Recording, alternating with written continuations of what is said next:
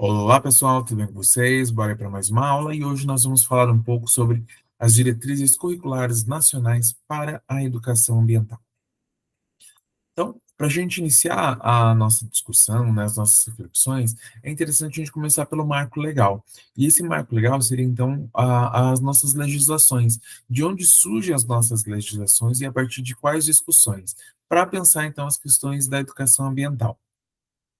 Então, para iniciando ali, né, a legislação brasileira referente à educação ambiental, então, é resultado não só das preocupações do Brasil, né, referente à proteção ambiental e desenvolvimento sustentável, mas de um movimento internacional iniciado lá em 1948 na França, com apoio da Unesco, né, então, que desvelou lá em 1951 o Estatuto da Proteção da Natureza no Mundo, organizado pela União Internacional para a Conservação da Natureza. Então, a gente vê que as primeiras discussões pensando a questão ambiental, né, ela surge lá já na década de 40, finalzinho da década de 40. E em 51 nós temos, né, então, esse fórum que vai trazer esse Estatuto de Proteção da Natureza, no qual o Brasil já faz parte, no qual o Brasil já vai estar ali também alinhado com as políticas internacionais, pensando, então, essa proteção da natureza, né, do nosso meio ambiente, e, para além disso, pensar o desenvolvimento sustentável. Então, esse é o marco inicial aí que nós temos, as discussões voltadas para a educação ambiental. Tá? Para além disso, né, depois disso, aliás, em 48 e 51, que nós temos ali o início de algumas políticas, no Brasil a gente vai ter lá em 81, então, né, 1981, a nossa primeira legislação voltada para essas questões. Então, que é a lei número 6.938 de 1981. E é ela que traz para nós, então, a primeira política nacional do meio ambiente. E essa política, o que ela tem como objetivo ali? Então, ela dispõe sobre a Política Nacional do Meio Ambiente, e lá no inciso 10, no artigo 2º dela, ela diz o quê? Ela já estabelecia que a educação ambiental deveria ser ministrada, então, a todos os níveis de ensino, objetivando capacitá-lo para a participação ativa na defesa do meio ambiente. Ou seja, quando a gente fala de um processo educacional formal, essa lei lá de 1981, ela já preconizava, então, que se deveria ter algumas práticas, alguns direcionamentos para todos os níveis de ensino. E se nós formos pensar, então, esses níveis de ensino a partir de hoje, né, sem querer cometer aqui um anacronismo, a gente vai falar da educação infantil ao ensino superior. Então, em todos esses níveis de ensino, nós temos que ter ali práticas voltadas para as questões ambientais. Isso vai se repetir também lá na Constituição Federal de 88, né, no período de redemocratização do país, que lá no inciso, então, sexto do parágrafo primeiro, no artigo 225, ele vai determinar o quê? Que o poder público deve promover a educação ambiental em todos os níveis de ensino. E por que ele exige isso? Todos têm direito ao meio ambiente ecologicamente equilibrado, ou seja, bem cuidado, né? Bem de uso comum do povo e essencial a sadia qualidade de vida, impondo-se ao poder público e à coletividade o dever de defendê-lo e preservá-lo para as presentes e futuras gerações. Então, a gente vê ali na Constituição Federal uma preocupação já também com o processo educacional, né, pautado aí nas questões ambientais, pensando a qualidade de vida, não só o cuidado, né, da natureza em si, mas a qualidade de vida, porque nós sabemos que quando nós cuidamos da natureza, nós temos uma qualidade de vida, e as questões que estão acontecendo no Rio Grande do Sul, né, por esses dias, é uma grande amostra disso para nós, né, o quanto a falta de políticas públicas, de cuidados institucionais aí dos governantes acarretaram nos problemas que nós estamos tendo hoje. Para além disso, né, outras questões como a própria exploração da terra, justamente as modificações que nós vamos fazendo ali, que foram sendo feitas no espaço urbano e que vão ali contribuir para os danos que estão sendo causados hoje. Então, a gente não pode esquecer que quando nós cuidamos do meio ambiente, quando nós educamos para esse cuidado com o meio ambiente, nós estamos olhando para a questão da coletividade. E nós estamos ali buscando também a preservação, né? Preservá-lo, não só para nós que estamos utilizando hoje, mas para essas futuras gerações que estão vindo aí, né? Nossos filhos, futuros netos e por aí vai. Então, seguindo, né, depois de 88, nós vamos ter lá em 1996 a LDB, né, a 93, a 9394 de 96, e ela prevê o que lá para gente? Que na formação básica do cidadão, né, seja assegurada a compreensão do ambiente natural e social.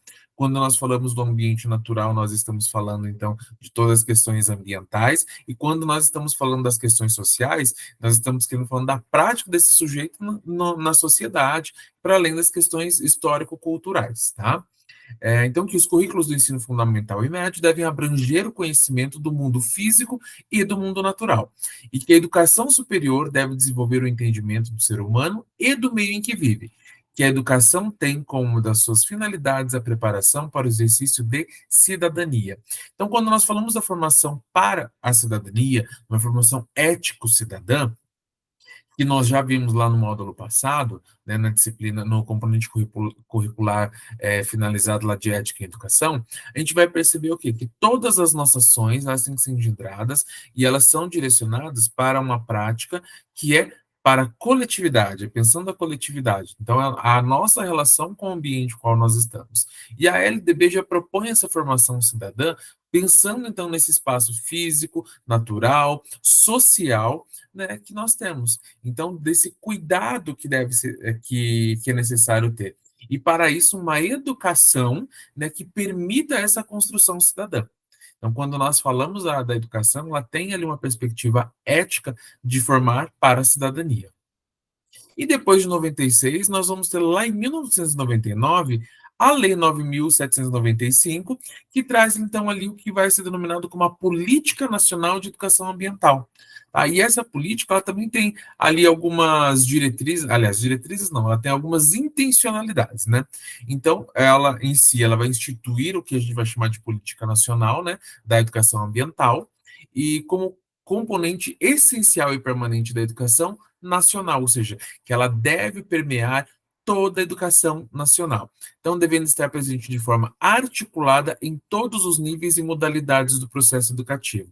Então, quando nós falamos dos níveis, a gente está falando lá do ensino da educação infantil, do ensino fundamental e do ensino médio e ensino superior. E quando nós falamos das modalidades, são as formas de se fazer, então, esses níveis. Então, quando a gente está falando lá, por exemplo, a educação de jovens e adultos, né, a EJA, a educação técnica, a educação profissionalizante, educação especial, educação quilombola, indígena, todas essas modalidades também devem estar ali alinhadas, né, articuladas com as questões da educação ambiental.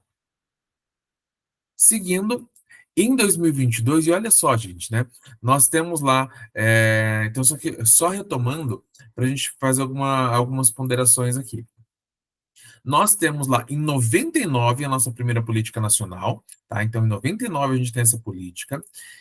Somente em 2002, aliás, voltando, né?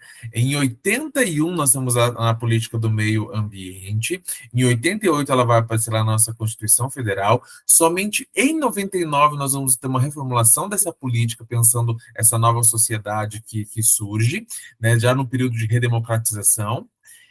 E somente em 2002 é que nós vamos ter um decreto, que é o 4.281, que vai regulamentar aquela política nacional. Então, se cria lei para a política, mas precisa de um decreto para regulamentá-la. E esse decreto ele só vem em 2002. Né? E pensando mais especificamente para o contexto educacional, trazendo então diretrizes para a educação, somente em 2012. Então, com a resolução número 2 de 2012. É ali que vai ficar estabelecido, então, as diretrizes curriculares nacionais para a educação ambiental, que é o documento que a gente vai fazer uma breve análise aqui hoje. Seguindo, primeiro a gente tem que entender o que ele está trazendo ali como ambiental, né? E aqui tem uns pontos interessantes para a gente pensar. Então, o atributo ambiental, na tradição da educação ambiental brasileira e latino-americana, não é empregado para especificar um tipo de educação, mas se constitui em elemento estruturante que demarca um campo político de valores e práticas, mobilizando atores sociais comprometidos com a prática político-pedagógica transformadora e emancipatória, capaz de promover a ética e a cidadania ambiental. E olha só que interessante, então quando ele está trazendo essa relação com o ambiental, ele não está querendo criar mais uma disciplina, né? O que é isso que ele está querendo dizer ali? Ele não está criando mais uma educação, mais uma disciplina, mais um componente curricular. Ele está pensando na educação no sentido de emancipação do sujeito, trazendo isso para uma prática, né, para as questões reflexivas, por isso que ele traz prática político-pedagógica. É uma educação para a ação. E a gente vai ver o quanto é isso importante aí no decorrer das nossas discussões aqui. Seguindo, então, o que que é essa educação ambiental? Então, se ela não é um currículo, não, aliás, se ela não é uma disciplina, se ela não é um componente curricular, né, para ser trabalhado, o que é essa educação ambiental? E a diretriz, né, ela vai trazer ali para mim, ela vai dizer que a educação ambiental, então, é uma dimensão da educação. Então, ela faz parte do contexto da educação. E é atividade intencional da prática social. Ou seja, né, essa educação ambiental, ela está relacionada literalmente a uma prática do sujeito, a um modus operandi, ao como eu articulo ações pensando as questões ambientais, né? E que deve imprimir, então, no desenvolvimento individual um caráter social em relação com a natureza e com os outros seres humanos. Ou seja, né, então ali tem práticas que vão estar sendo relacionadas não só ao indivíduo, mas ao contexto social onde ele está inserido. Visando então o quê? Potencializar essa atividade humana com a finalidade de torná-la plena em prática social e de ética ambiental. Né? Seguindo, o artigo, então esse é o que a gente vai entender ali, né, como educação ambiental, o conceito de educação ambiental que as diretrizes curriculares traz ali para nós. No artigo 3º, ela vai dizer o quê? Que a educação ambiental visa a construção de conhecimentos ao desenvolvimento de habilidades, atitudes e valores sociais.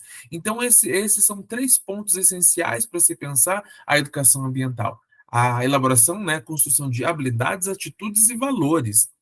E isso são todas chamadas para a ação prática. Então, e ação prática para quê? Para o cuidado com a comunidade de vida, a justiça e a equidade socioambiental e a proteção do meio ambiente natural e construído. E quando nós falamos desse ambiente construído, a gente está falando, né, justamente do nosso contexto também sociocultural, né, porque é a partir do contexto sociocultural que nós elaboramos e relaboramos nosso espaço, seja ele na construção, né, na elaboração das nossas formas de residência, né, de moradia, das nossas casas, prédios e afins, seja também nas modificações que nós fazemos na natureza, justamente para também nos apropriarmos desse espaço. Mas nós temos que pensar nessas modificações da natureza de uma forma consciente, né? De uma forma que respeite aquele espaço e que não traga para ele uma exploração. Algo que é muito difícil nos dias de hoje, né? Porque nós exploramos demais até o espaço da natureza. O artigo 5º ele vai dizer o que para nós? A educação ambiental não é atividade neutra. E aqui é interessante a gente parar para pensar no caráter político, né, que a educação ambiental tem. E isso a gente vai estar vendo também lá no Rio Grande do Sul com as questões que estão acontecendo lá.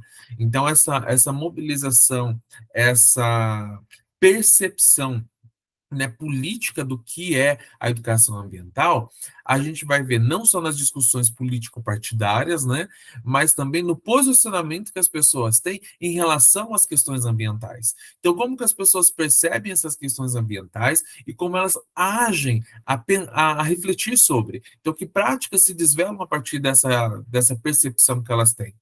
E aqui, né, no artigo 5º, ele está dizendo justamente isso, ele está trazendo esse posicionamento político que o sujeito, né, e os diversos grupos têm em relação ao meio ambiente. Então, ele vai dizer que a educação ambiental não é uma atividade neutra, e como eu sempre falo para vocês, neutro nem shampoo de bebê. E por que não é neutro? Porque ela envolve valores, interesses e visões de mundo. Eu vou trocar essas visões de mundo por percepções de mundo. porque é a forma como nós compreendemos a realidade à nossa volta. E isso está muito alicerçado, né, quando a gente para pensar um pouquinho sobre isso, em relação, por exemplo, à exploração da terra. Não só a exploração da terra, mas por exemplo, também, né, como exemplo, a exploração animal. E por quê? Porque dependendo do sujeito, para a pessoa que você perguntar sobre aquela exploração, se for para o dono da madeireira, ele vai dizer para você que não, que tudo bem cortar as madeiras, né? Agora, se você for falar para um indígena, ou se você for falar para uma pessoa que vive das florestas, ela vai dizer para você que não, né? Que as madeiras ela tem uma função significativa dentro daquele sistema ecológico e que se a gente desmatar, aquilo vai trazer problemas, né? Problemas sérios, problemas para a Terra e sérios problemas também para os seres humanos que estão, não só que estão ali, mas também ao seu redor. Então, isso são valores diferenciados, né, em relação, né, posicionamentos diferenciados em relação ao mesmo ponto. E por quê? Tudo isso é marcado por interesses. E esses interesses, né, e percepções de mundo, hoje elas estão muito alinhadas às questões econômicas, que nós não podemos, né, tirar ali da nossa frente quando nós falamos sobre as questões ambientais. Mas, dando continuidade, e desse modo deve assumir, então, na prática educativa, de forma articulada e interdependente, as suas dimensões políticas e pedagógicas. Ou seja, quando nós vamos atuar num contexto educacional pensando a questão ambiental, nós temos que trazer essa vertente político-pedagógica, nós temos que demonstrar para os nossos alunos, para os sujeitos que estão ali sob a nossa orientação pedagógica naquele momento, que não mostrar que não existe neutralidade, que tem interesses distintos por detrás de todas as práticas e de todas as políticas que foram ou não desenvolvidas na nossa sociedade. E aí, mais uma vez, eu retomo aqui para a gente começar a pensar Rio Grande do Sul. Esses problemas ambientais que estão lá, eles são fruto de políticas ambientais não desenvolvidas ou das que foram desenvolvidas. E quais eram as intencionalidades de desenvolver ou não, né, essas políticas, né, essas leis, essas práticas que poderiam ter contribuído para que não houvesse hoje tanta destruição a partir dessas enchentes que estão tendo lá, naquele estado. Tanto que hoje nossa atividade é pensar um pouquinho sobre isso. No artigo 6º, a gente vai ter ali: a educação ambiental deve adotar uma abordagem que considere a interface entre a natureza, a sociocultura, a produção, o trabalho e o consumo. E aqui eu já não preciso falar mais nada, que dá para a gente entender tudo, né? Quando eu tenho que considerar ali a interface, ou seja, a relação entre a natureza, a sociocultura, a produção, trabalho e consumo, é aquilo que nós somos enquanto sociedade, né? O que nós fazemos com o nosso lixo? Né? Quanto lixo nós produzimos? Por que nós produzimos tanto lixo? Por que, né, nós temos que ter um consumo exacerbado? Né? Por que nós somos direcionados para esse consumo? De onde advém a matéria-prima para esse consumo exacerbado que a gente tem? São questões ali, né, que estão pulsando, né, para as questões ambientais. Então, voltando ali, superando a visão, então, despolitizada, né? Como se tudo fosse estadado, é assim, sempre foi assim e vai continuar sendo assim. Não é, né? Então, superando essa visão, então, despolitizada, a crítica, ingênua e naturalista, ainda muito presente na prática pedagógica das instituições de ensino. E aqui é uma crítica, né, na verdade, esse artigo ele traz uma crítica às práticas pedagógicas, que são aquelas práticas pedagógicas que acabam edulcorando, que acabam ali naturalizando, ou muitas vezes romantizando as questões ambientais. Como se eu falar sobre as questões ambientais, eu plantar o feijãozinho. Então vamos lá plantar o feijãozinho, vamos fazer aquela cabeça de alpiste, vamos lá plantar uma árvore, vamos cuidar de um jardim ou da horta na escola. Isso são práticas, né, interessantes, importantes para se ter também no ambiente escolar, com certeza. Mas nós não podemos, né, tirar da dimensão das práticas as questões políticas. Nós não podemos tirar dessa questão educacional, pedagógica, as questões críticas em relação às políticas que nós temos ou não temos na nossa sociedade. E quando nós falamos dessa questão, não é só eu pensar, por exemplo, só no Rio Grande do Sul, mas é eu pensar no meu bairro, é eu pensar ali na minha cidade. Então, o que é feito nas questões ambientais? Como exemplo, eu posso trazer para vocês, por exemplo, uma escola rural que eu trabalhei. Uma parte do caminho que vai para essa escola rural, quando chovia muito, ela alagava e o bairro ficava ilhado, né? Porque a ponte que fazia a ligação do bairro com uma outra parte do bairro que dava acesso à zona urbana, ele era levado ali pela chuva. E agora, por que isso acontece? Né? Qual que era a exploração que se fazia daquele espaço? Ou o que estava sendo desenvolvido ali a partir de políticas públicas, não, ou pelos governantes locais, para que aquilo fosse melhorado? Né? Nada, né? Ou muito pouco. E isso é trazer uma reflexão crítica. E a escola é responsável por trazer esse olhar. Porque é isso que a legislação está trazendo para nós. É isso que está como diretrizes curriculares. Nós pensarmos de uma maneira crítica, reflexiva, e não, né, tomar como estar dado, como algo que está dado ali na sociedade. Então, como que deve ser a educação ambiental no ambiente escolar? Então, lá no artigo, a partir do artigo 8º, né, a gente vai estar vendo o que a legislação ela propõe. Ela diz o quê? Que a educação ambiental, respeitando a autonomia na dinâmica escolar e acadêmica, ou seja, né, a autonomia que a escola tem para lidar com as questões pedagógicas, ela faz o quê? Deve ser, então, desenvolvida como uma prática educativa integrada, ou seja, ela deve estar dentro do contexto escolar de diversas formas, e interdisciplinar, ou seja, em todas as disciplinas, contínua e permanente, ou seja, ad eterno, né? Ela tem que estar presente em todas as disciplinas sempre. Então, não é num momento do ano, não é só no dia do meio ambiente, no dia da árvore. Não, ela tem que ser discussões que vão ser levadas durante todo o ano escolar, né? Todos os bimestres ali, né? Do primeiro, segundo, terceiro e quarto bimestre tem que ser trabalhadas essas questões. Então, de forma permanente, em todas as fases, etapas, níveis e modalidades. Já falamos sobre isso. Então, da educação infantil ao ensino superior, seja ele não só na formação de professores, como a gente vai ver, né, na graduação, mas também lá na pós-graduação, na mestrado, doutorado e pós-doutorado, tem que ser trabalhadas as questões ambientais. E quando nós falamos das questões ambientais, não é só falar de plantinha, né? É a gente falar também, né, do consumo, é nós falarmos das relações de trabalho, é nós falarmos das relações étnicas, tudo isso está atrelado às questões ambientais, tá? Então, não devendo, como regra, ser implantada como disciplina ou componente curricular. E aqui é um ponto interessante para nós pensarmos, né? Porque, como lembra que a gente começou falando lá que não é um componente curricular, quando eu falo de educação ambiental, né? Mas uma prática, um modus operandi. Então, aqui no artigo 8º, ele vai trazer justamente isso para nós. Olha, não é para você fazer uma disciplina ou um componente curricular. E por que não é para você fazer? Porque senão a gente acaba engessando em alguns conteúdos específicos e nós não trabalhamos de forma articulada com os acontecimentos, né, presentes, nós não trabalhamos de forma articulada e reflexiva, crítica a partir de outros olhares, de outras disciplinas como a história, a geografia, ciências, a língua portuguesa, a matemática, ou seja, essa interdisciplinaridade.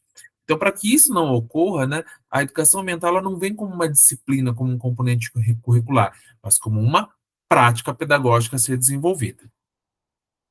No artigo 11º, ele vai dizer o quê? Que a dimensão socioambiental deve constar nos currículos de formação inicial e continuada dos profissionais da educação. E aqui é interessante a gente pensar, porque quando ele fala na formação inicial, ele está falando de nós aqui na graduação. Então, na graduação, em todas as licenciaturas, tem que estar presente as questões ambientais. É claro que não é só nas questões, na formação de licenciados, né, de professores, mas em qualquer formação, hoje, as questões ambientais elas estão presentes.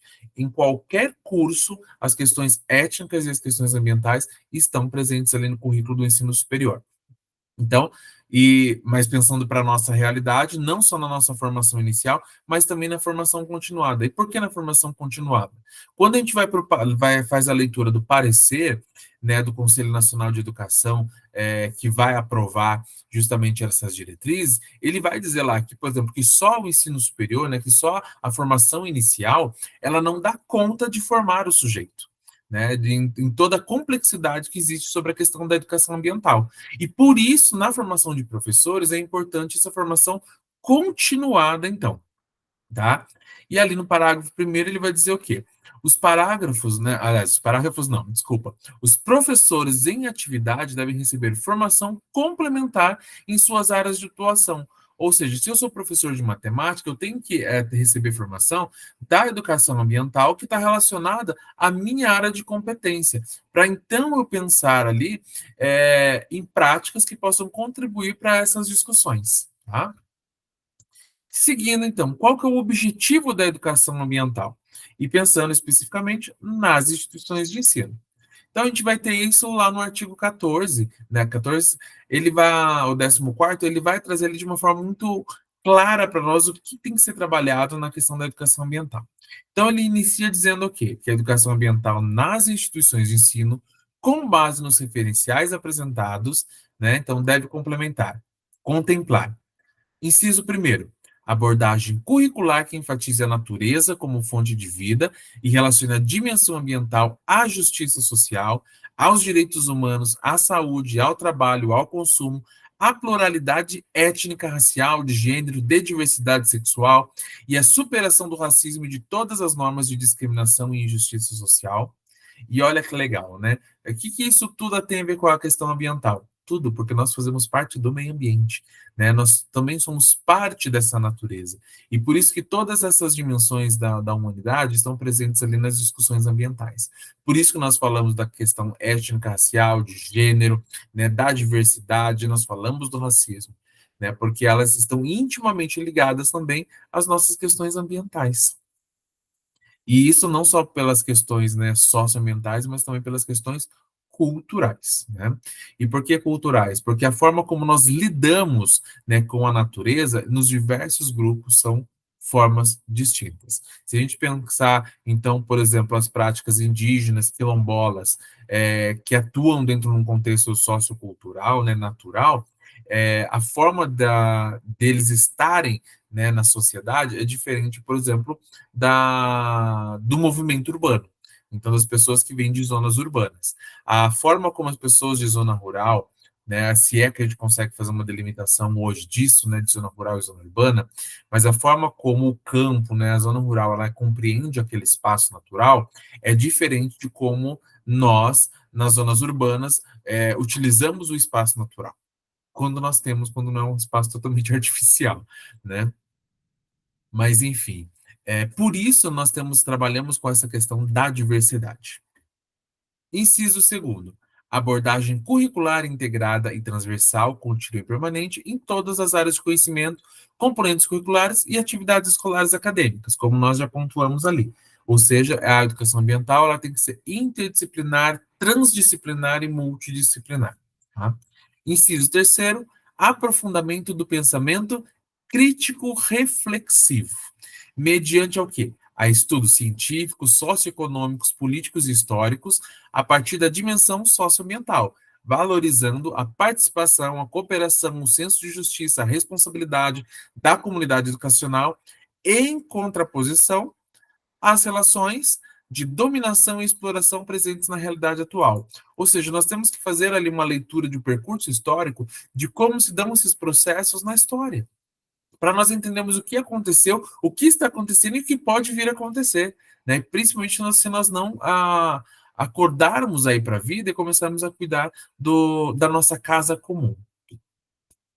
Seguindo, né, então, ali o inciso 4, ele vai dizer o quê? Incentivo à pesquisa e apropriação de instrumentos pedagógicos e metodológicos que aprimorem a prática discente, docente e a cidadania ambiental. Ou seja, nós pensarmos ali em que métodos, que formas, quais estratégias nós podemos desenvolver para pensar as práticas pedagógicas voltadas para a questão ambiental. Né? E o inciso 5 estimula a constituição de instituições de ensino como espaços educadores sustentáveis, integrando a proposta curricular, gestão democrática, edificações, tornando-as referência de sustentabilidade socioambiental. Ou seja, não é só nós pensarmos também nas questões crítico-reflexivas, né, ou de produção teórica, mas também de questões práticas. Então, como eu vou organizar o meu ambiente para trazer, né, essa proposta curricular teórica para a prática, né? E na relação com o todo. Então, com todos os sujeitos que fazem parte daquele espaço. E isso faz a gente pensar o quê? Então, as diretrizes curriculares, já finalizando aqui as nossas discussões, né, as diretrizes curriculares nacionais para a educação ambiental, ela traz uma proposta ali de ações compartilhadas.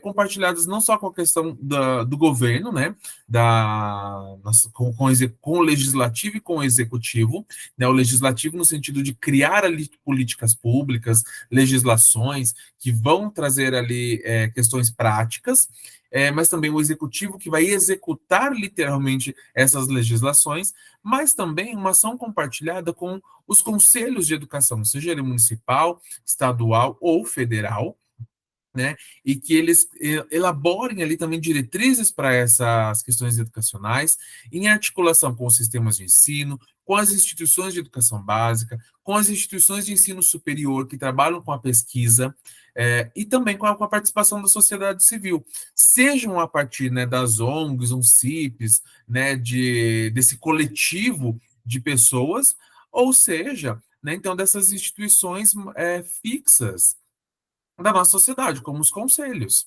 Então, é necessário que nós façamos essas articulações, esse compartilhamento de responsabilidade, né, trazer esse regime de colaboração, para que nós possamos criar, então, um momento e um espaço na nossa sociedade para formação, então, não só formação de professores, mas uma formação da sociedade, né, novas práticas didático-pedagógicas, pensando aí principalmente em sala de aula, pesquisa, que a gente amplia as questões de pesquisas voltadas para essa área, elaboração de materiais, e essa elaboração de materiais não é só elaboração de materiais didático-pedagógicos, mas elaboração de materiais que tragam ali a questão de uma aproximação, de um ensino também para a população. Então, nós pensarmos na difusão ali, né, de nós compartilharmos os saberes que estão sendo construídos e elaborados sobre as questões ambientais, né? Questões de alerta, de conhecimento técnico, práticas, por exemplo, pra, a universidade, né, a faculdade, ela pode elaborar materiais que possam contribuir, por exemplo, para pessoas que utilizam que ensina uma pessoa, por exemplo, a reutilizar o óleo.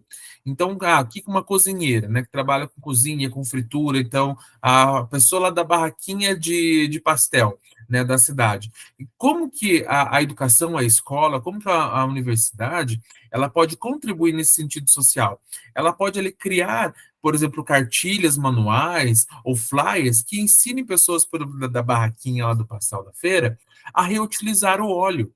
O que ela pode fazer com aquele óleo? Ou qual é a melhor forma de descarte? Isso também pode ser ensinado lá para as pessoas, né?